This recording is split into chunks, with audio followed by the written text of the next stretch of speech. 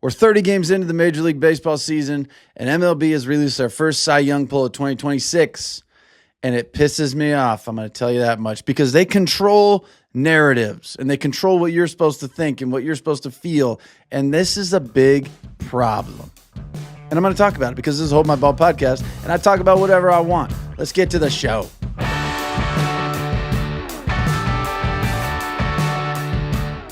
Normally I got notes on my shows, even though it probably doesn't seem like it because I just ramble around. But I'm just going to read this whole article and like you and I are reading it and talking together about everything that is interesting in here. So let's just start right from the top. A month into the 2026 MLB season, the races for AL and NL Cy Young awards already seem focused on two familiar names. What do you know? Tarek Skubal and Paul Skeens. Already annoyed. I'm already annoyed by this. This already irritates me. Says that's no surprise, as both are the reigning winners in their respective leagues, with Skubal having won the AL prize the last two seasons, while they remain the favorites in MLB. Get out of here. While those two remain the favorites in MLB's poll, there are plenty of other names making noise for consideration. A total of 36 different pitchers received at least one vote in the survey of 39 MLB experts. Who are the 39 MLB experts? List their names. Who votes for this? Who votes for that? Who votes for all this crap? List the names so that we as fans know what the hell is going on and who's picking these people. It's pretty easy if you don't ever have to explain yourself. And this irritates me. As a reminder, votes are based on not only results so far, but also on what's expected the rest of the season. That's fair. I'm good with that. You look at a guy's history and what he's done and you say, well, yeah, maybe he's not pitching well right now, but history tells us he's going to figure it out and probably be our favorite for Cy Young. Well, I don't necessarily like that because that's called recency bias when you're talking about a year-to-year award. And that's not necessary. I mean, let's look. Voters were asked to rank their top 5 picks in each league. Pitchers received vote points on a 5-4-3-2-1 scale. 5 points for first place, 4 for second for third, so on. You guys get it. It says here are the results. All the stats are through Monday. Tarek Skubal, number 1, 27 first place votes. And they said how many people voted here? 39. So about 60% maybe. 60, maybe 70, I don't know, about 60%. Voted Tarek Skubal is going to win Cy Young this year. Now, again, it says, again, no surprise here. Skubal is a defending two-time AL Cy Young winner, and he's offered no reason to think he won't be the leading contender the rest of the season. What do you mean? What do you mean he won't be the leading contender? Though his early results have merely been good and not elite, he's still a pitcher no team wants to face. Skubal's 3-2 with a 2.7 ERA in his first 6 starts, with 38 strikeouts and 36 in the third innings. All right, averaging 1 an inning. Interestingly, that's all very close to his first 6 starts last season. 3-2, 2.34 ERA, 40 Ks. He's still the guy to beat in this race. Now, I don't think you look at last season when it comes to something like this. Because if you're telling me right now that Jose Soriano, he got 6 first place votes, 6 out of 39. Angels fans are probably wondering what more their guy has to do to be the Cy Young favorite. Soriano has been crazily dominant in the early going, pitching to an MLB best 5-0 record, 0.2 ERA in his first 6 starts. He entered Tuesday having allowed just 1 run all season, and he'd allowed more than 2 hits just twice. 6 starts, he allowed 2 hits twice. More than 2 twice. So 4 starts, he allowed less than 2 hits. 2 hits or less. White Sox tagged him for 3 runs on 6 hits today, 2 of them homers. Still, if Soriano keeps this up, Skubal will become less of a favorite, perhaps much less. Now, Cam Schlittler with the Yankees. Schlittler has emerged as the second ace for the Yankees, leading the team with a 1.5 ERA and 49 strikeouts after outdueling DeGrom on Tuesday night. That ERA is second AL among qualified pitchers, while his strikeout total is tied for second MLB. He's allowed 1 earned run or fewer in 5 of his 7 starts this season, and he's a big reason why New York finds itself in first place. Cam Schlittler, very good. He's very good. Max Fried, this is the guy that I picked preseason to win a Cy Young. 2 first-place votes. He got 2 first-place votes out of 39 people. Fried just keeps doing his thing as the Yankees' main ace. He's 4-1 with a 2.09 ERA in his first 7 starts and has averaged nearly 7 innings per start. This is a team that started with a 4-man rotation. Fried was one of them. He's gone into the 7th inning. Now, averaged nearly 7 innings per start through his first 7 starts, providing reliability, durability for rotation, awaiting the return of its rehabbing Carlos Rodon and Garrett Cole. Entering Wednesday, Fried's 47 1/3 innings pitched are easily the most in baseball. He's pitched the most innings as a starter. He's 4-1. He has a 2.09 ERA. Why is he not? And this is not new. This is not new for Max Fried. So if you take out last year and say, well, here's what Scooble did last year. Here's what this guy did last year. This is this year. This is right here, right now. That's what this is. So tell me why Max Fried is not on the top of this list, or Soriano is not at the top of this list, or even Schlittler is at the top of this list. You can look back and go, well, last year, Scooble started slow and got going. Of course, Scooble's going to be there. But this is controlling the narrative. Scooble is amazing for baseball. I love Scooble. He's my favorite pitcher. So this is not like a bias. This is just the MLB controlling the narrative with 39 random experts. Dumbasses, if you ask me. 39 random experts that are part of the MLB that are here to control what you are thinking and what we're looking at and what we're seeing. What's up, guys? We're taking a quick break in the action. I want to give a quick shout out to our partners over at Caesars Sportsbook. Caesars currently has an exciting new customer offer. Bet $1 and double your winnings on your next 10 wagers. Sign me up, baby. Use code HOLDMYBALL, DYW. That is, use code HOLDMYBALL, DYW. When you sign up to activate the offer and support me and the Hold My Ball podcast. This is why I love you guys, because you've been bought into this show from the beginning, and it's grown and it's doing such amazing things. And this is the kind of stuff that allows us to keep doing it. So thank you. I appreciate it. Hold My Ball, DYW. At the end, that stands for double your winnings. Easy way to remember it. Hit the link in the description for more info. Terms and conditions apply. Guys, as always, please bet responsibly. Have some fun with it. Take it seriously, but have a good time. And go get this double your winnings on your next 10 wagers with Hold My Ball DYW with our friends over at Caesars Sportsbook. Again, always bet responsibly. Number 5 is Dylan Cease. He's given Toronto just what it needs when it signed him to a 7-year, $210 million free agent contract in the offseason. He's made 6 starts and pitched to an excellent 2.8 ERA to go along with an AL best 49 strikeouts, tied with Cam Schlittler and Jose Soriano. He's allowed 2 runs or fewer in 5 of his 6 starts and has an MLB best 14 Ks per 9 ratio. Again, not new for Dylan Cease. Not terribly new. He's had a year or two where his ERA is up there, and he did struggle yesterday. Lost some command. They ended up getting beat. But I just look at this and go, the number one guy you have up here is Tarek Skubal, who is clearly the face of pitching in baseball the last 2 years. Clearly, he's the guy. So when you put him at the top of this list, it tells me, like, we want him to stay there because it's good for baseball. That's what we want. Of the top 5 guys they just named, he has the worst stats. He has the worst stats of the top 5 guys they picked. And he got 60% of the votes. So explain to me exactly who's voting on this and why they're voting the way they're voting. I know, future, what he's going to do the rest of the year. Great. What's he doing right now?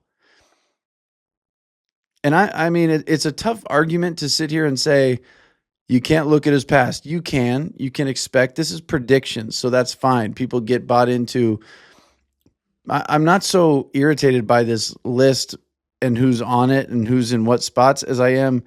It's clear that they're just controlling the narrative, and that irritates me. That irritates me. The National League, Paul Skeens, 27 first place votes out of 39. That's a lot. That is a lot. With with Scooble in the AL, Skeens is still the name to beat in the NL Rays. What do you mean the name to beat? Like he started the season up there because of what he did last year, obviously. This shouldn't be like, well, it's not like boxing where it's like to beat the champ, you got to knock him out. There is no champ. There's no 2026 Cy Young champ. It's just, what are we looking at? And right now, Skeens is 4-1 with a 2.48 ERA and 6 starts for a resurgent Pirates team that has stayed in the thick of things through the first month. Although Skeens hasn't been quite as dominant with strikeouts as we've seen in the past, 30 and 29 innings, 1 strikeout an inning, he's still keeping hitters off base at an elite rate. His whip is 0.72, which whip is my favorite. That's damn good. Would be the second best mark in baseball if he had enough innings to qualify. He's 1 short entering Wednesday, and opponents are hitting an MLB low 141 against him. That's why he's allowed 1 or no runs in his past 5 starts. Do not have a huge issue with Skeens here. Not a huge issue. Nolan McLean. My issue comes in. I'll show you where it comes in. Nolan McLean. Not much has gone right for the Mets so far, but McLean is a definite bright spot. The righty has allowed more than 2 runs in a game just once this season, and his 2.55 ERA, 0.8 WHIP, and 11.46 K9 ratio, and a 161 average against are all tops among NL rookies. But he's just stood out. He's not just stood out against rookies. His 45 strikeouts are second most in the National League among all pitchers, while that 0.8 WHIP is second best mark among all qualified NL pitchers. Okay? Pretty darn good. Number 3, Shohei Ohtani. He received 5 first-place votes.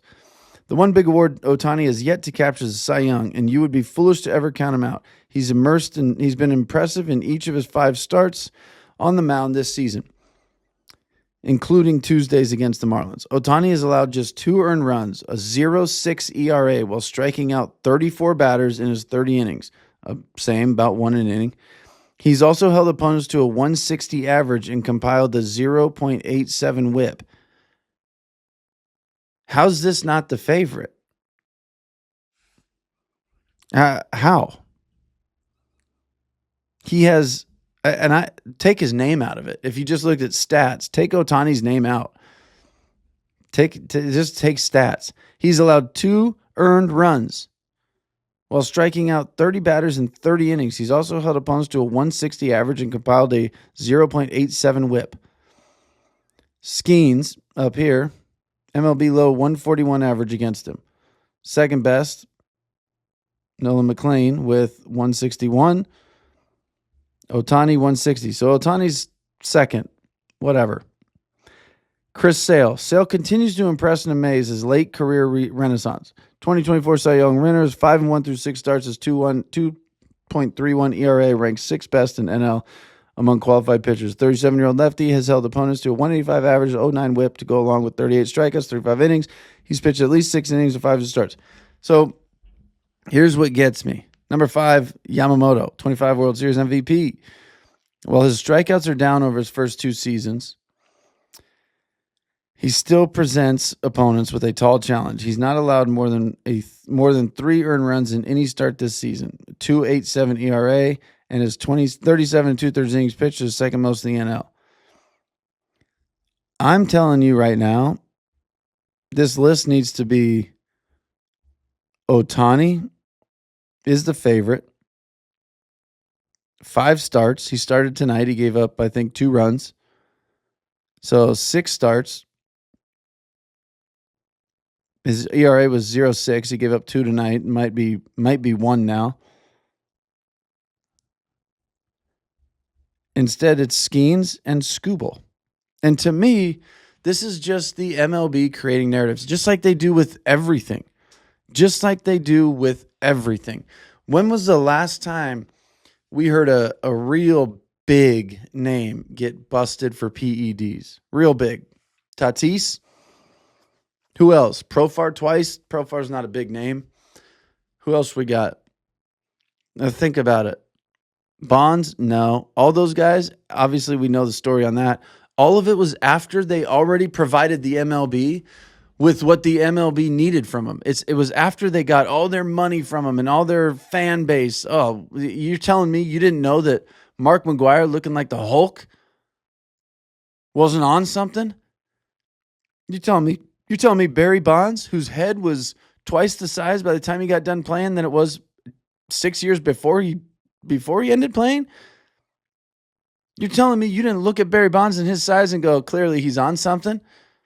You're telling me not once did that dude test positive. Not once did you go to great lengths to say this is clearly happening, obviously, 100%. Now, let's make sure we get this right for the integrity of the game. No, you know why? Because Bonds is making history. Bonds is selling tickets. Bonds is must-see TV. So let's leave him here as long as we can. And then afterwards, what we'll do is we'll shun him. He won't get in the Hall of Fame because the same probably 39 dumbasses from MLB.com are voting on this garbage. This irritates me. These polls, all these different things. It's just the MLB creating a narrative. And I'm not a conspiracy guy. I'm none of that. I'm not that. But it's obvious. It's obvious. The performance-enhancing drugs are probably the most obvious. Because I'm telling you right now, playing at an elite high level for 162 games in 180 days by being a naturally fueled human being is next to impossible. It is very difficult. So I think the MLB knows that, and I think they know what we're asking these guys to do is technically impossible. But we're not going to give them less games because that means less money for us. So we will sweep some things under the rug because we can. We will bend the integrity of the game a little bit to keep our superstars in an elite level. I'm just saying, I think they protect a lot of things. They protect legacies that make the MLB look good. And if it doesn't, then guess what? Screw you. Screw you, Pete Rose. Screw you, Barry Bonds. Thanks for doing what you did while you were here. But we're out. Sammy Sosa, Mark McGwire, all those guys, man. They used them. The pitchers, too. Gagne. All these dudes that made the MLB what it is today, that saved it back then. Scot-free until it's over. And then the MLB enters with their own integrity and goes, oh, let's make sure we get this right. Now that the money's dried up from those guys, now that we squeezed the juice out of those guys, no pun intended, we squeezed all the money juice out of those guys and they're no longer beneficial to us. Now we can go attack them. Now we can go take care of it so that we look good on the back end after we filled our pockets. I don't like it. I just don't like it. So when I read this Cy Young pull off and I see Tarek Skubal and Skeens at the top after both not having great starts to their season, and I say great by their terms. I guarantee if you ask both of them, have you been great this season? They're going to say no. But I guarantee if you said, how's Cam Schlittler looked? How's Jose Soriano looked? How's Max Fried looked? How about Ohtani with the 0.6 ERA? How about those dudes, huh? How about Dylan Cease? How about it? That to me, it just bothers me. So I guess this was I started reading this article and literally just went right into this podcast. So today is a rant-cast. A rant-cast. Took me all the way back to the juiced days. And people are talking about the balls being juiced, home runs being hit left and right. Look, this is a very simple explanation. I don't know why people think that there's all this different stuff going on. If you haven't watched baseball in the last 10 years, then yeah, this should surprise you that you go, whoa, everybody's hitting home runs. I don't even know if the home run numbers are up. I don't know that they are. I don't think they are. But I heard some people talking about it. What happened to the batting average? Out the window. What happened to on-base percentage? Doesn't matter. What happened to being a guy that puts the ball in play and doesn't strike out? Out the door. Doesn't matter. You know why? Because they're all trying to drive the ball out of the yard. That's what they're all trying to do.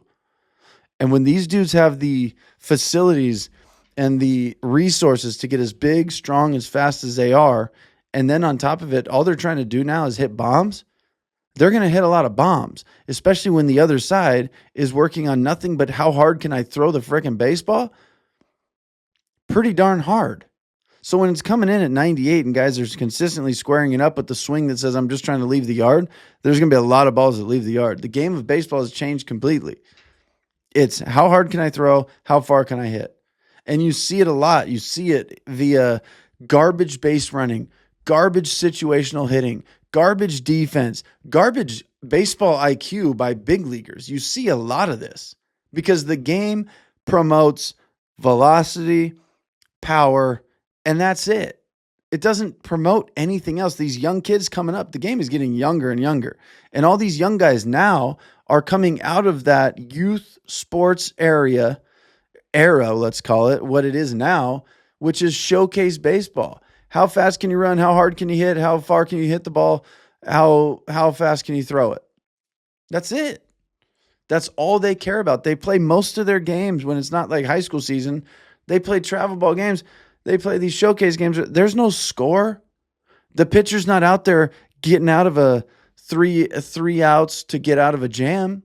He sees 5 batters, whether they hit 5 tanks, 5 doubles, or he strikes out all 5. It doesn't matter. Straight 5 guys in a row, 1 inning. Runners on first and second. There's no outs, so it doesn't matter.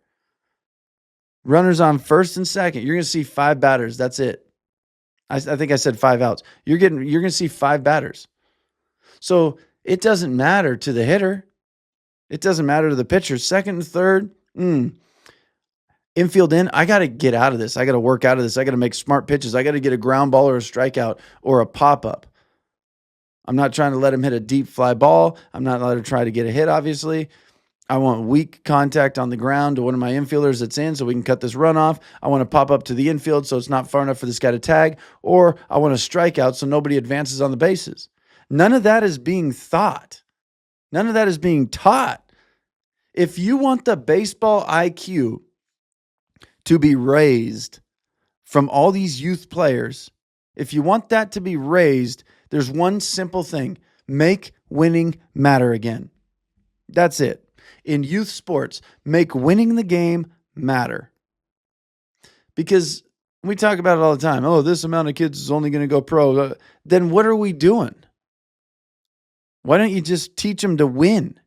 Because nobody's going to pay you after high school via NIL, scholarship, draft. Nobody is going to pay you anything for any reason other than the fact that they think you're going to help their team win. Because after high school, a coach's job is to win. That's it. If you're not winning, you're getting fired. Simple as that. What happened to the Phillies coach? What happened to the Mets coach? What happened to Boston's coach? What's happening to these guys? I don't know if the Mets guy got fired yet, actually. I don't know if any of these, I don't know who's fired. But let's be real. Your job is to win as a manager of a baseball team after high school. Up until then, your job is to get guys to the next level. That's fine. That was my job in high school. If somebody wants to go play college, my job was to make sure they left our high school program as a college level baseball player that will be able to go to the next level and be coachable and be a guy that will be serviceable. If you're great, awesome. If you're really good, cool. If you're serviceable, which means, yeah, we can use this guy, good. That was our goal. It wasn't to win every game. We played the game to win every time, and we coached that way, but throughout the whole season, what do you want? You're a senior that doesn't plan on playing after this? Okay, I want to make this as fun for you as possible. What do you want? You're not sure whether you want to, you don't know if you're good enough to play in college. You think you want to, but you're not quite sure, so you're on the fence. I'm going to make you so good this year that you are going to be excited to go to play college. There's different goals in high school and youth and travel ball. But in college and and pro ball, your job is to win as a manager. So being a guy that helps your team win is huge. And if you want baseball IQ to be raised, make winning matter again, because then you're going to think about the little stuff. You're going to catch a ball from left field when there's a ground ball through the 6 hole and you're the shortstop and there's nobody on base. You're not going to jog out there and catch the ball and go, blah, blah, blah, blah. You're going to catch it and spin and look for a back door at first base in case that guy rounded the bag too far. Because, hey, that guy got a hit, but we might still be able to win this play. That's all it is. And it pisses me off that that's disappeared. That's all I'm saying. And it pisses me off that the MLB controls the narrative. This is the Hold My Ball rant / podcast. It is Wednesday morning. I hope you guys enjoyed this episode. I will check in with you all on the next one. Thank you for being here. I love you guys so much. As always, do all the things that don't cost you any money to support. Like, share, subscribe, follow, comment. Do them all. I'll see you guys on the next episode. Thank you.